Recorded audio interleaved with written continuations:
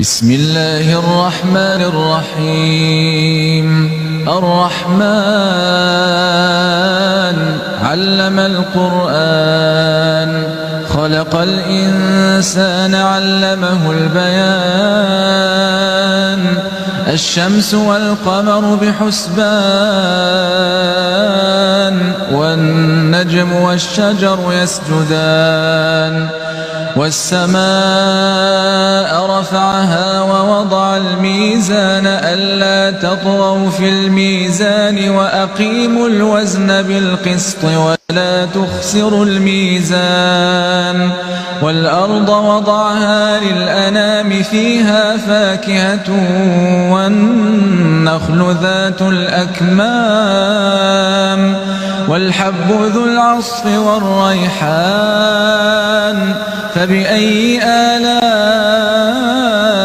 ربكما تكذبان؟ خلق الإنسان من صلصال كالفخار، وخلق الجان من مارج من نار. فبأي آلاء ربكما تكذبان؟ رب المشرقين ورب المغربين. فبأي آلاء ربكما تكذبان؟ وله الجوار المنشآت في البحر كالأعلام. فبأي آلاء ربكما تكذبان؟ كل من عليها فان، كل من عليها فان، ويبقى وجه ربك ذو الجلال والإكرام. فبأي آلاء ربكما تكذبان؟ يسأله من في السماوات والأرض كل يوم هو في شأن. فبأي آلاء ربكما تكذبان؟ سنفرغ لكم أيها الثقلان. فبأي آلاء ربكما تكذبان؟ يا معشر الجن والإنس إن استطعتم أن تنفذوا من أقطار السماوات والأرض فانفذوا لا تنفذون إلا بسلطان. فبأي آلاء ربكما تكذبان؟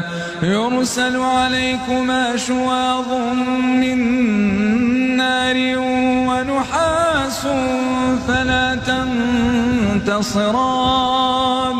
فبأي آلاء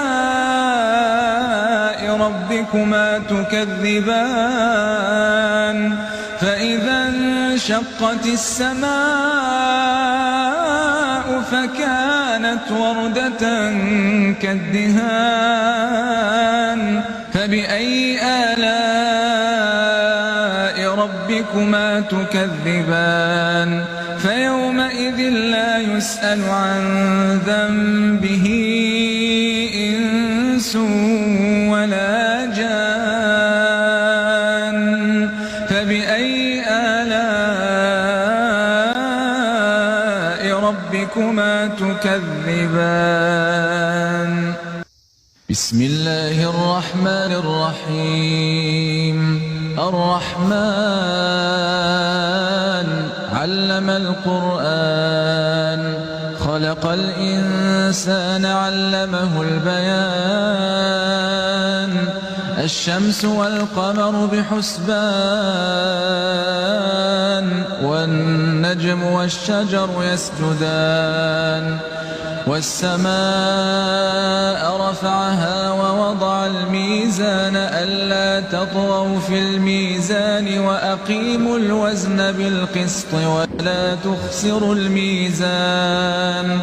والأرض وضعها للأنام فيها فاكهة والنخل ذات الأكمام والحب ذو العصف والريحان فبأي آلاء ربكما تكذبان خلق الإنسان من صلصال كالفخار